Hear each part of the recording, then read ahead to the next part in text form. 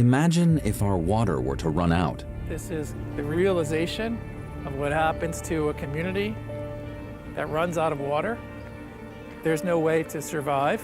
Is this our future? And what if the fight for water turns into war? Some parts of the world are going to become unlivable because of rising heat. Here, the water crisis is a tale of never-ending misery.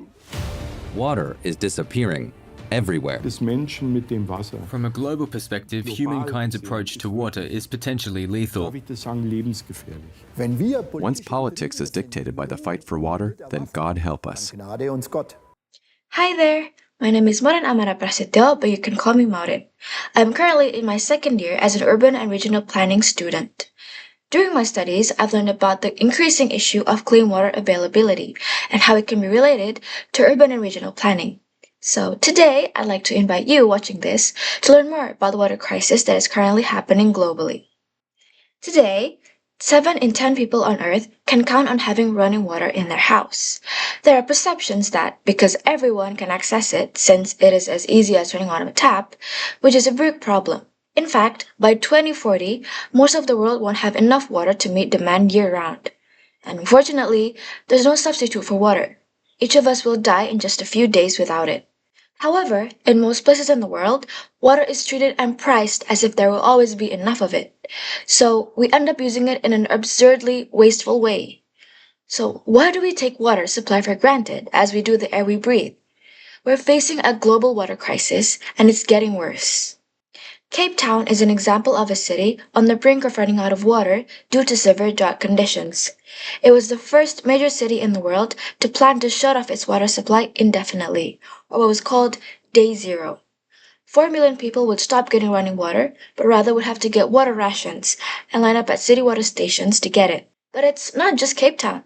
Sao Paulo, Melbourne, Jakarta, London, Beijing, Istanbul, Tokyo, Bangalore, Barcelona, and Mexico City will all face their Day Zero in the next few decades, unless their water use changes. Earth is the blue planet. There's no shortage of water, but 97% of it is salty, and 2% is trapped in ice at the poles, so humankind relies on just 1% of that water to survive. That 1% of Earth's water that we rely on is underground and difficult and expensive to get to. There are simply more and more people on Earth consuming more water. This century, water consumption has increased 7-fold. However, that isn't the main problem. It's how we are using the water. Most of the water goes to agriculture, to industry, and to the food and products we consume. However, 95% of the irrigated farmland in the world uses the most inefficient irrigation method by just flooding the fields. The bank Goldman Sachs predicted that water will be the petroleum of the 21st century. The thing is, water isn't like petroleum or any other commodity on Earth for that matter, because without water, we die. There has been a long history of conflicts over water resources. In northeast Nigeria, over the years of the drying up of Lake Chad, so did livelihoods dried up. And that tension erupted in a way in which governments could no longer contain it. Water scarcity is also at the heart of the ongoing conflict in Darfur, which, since 2003, has claimed hundreds of thousands of lives. In recent memory, water scarcity was also among the factors that triggered the conflict in Syria, where a devastating drought led to war and widespread destruction. So, as urban and regional planners, we play a large role in overcoming the water crisis issue. This is because our say as planners directly affect water availability, the quality, and the access. So first of all is the land use. So planners influence how land is used, whether for housing, for industry, for agriculture, or for conservation. As such, planners can prevent agricultural expansion in unsuitable areas. This depletes aquifers and increases water demand. Separate industrial zones from water bodies to prevent dumping into water bodies and prevents water contamination.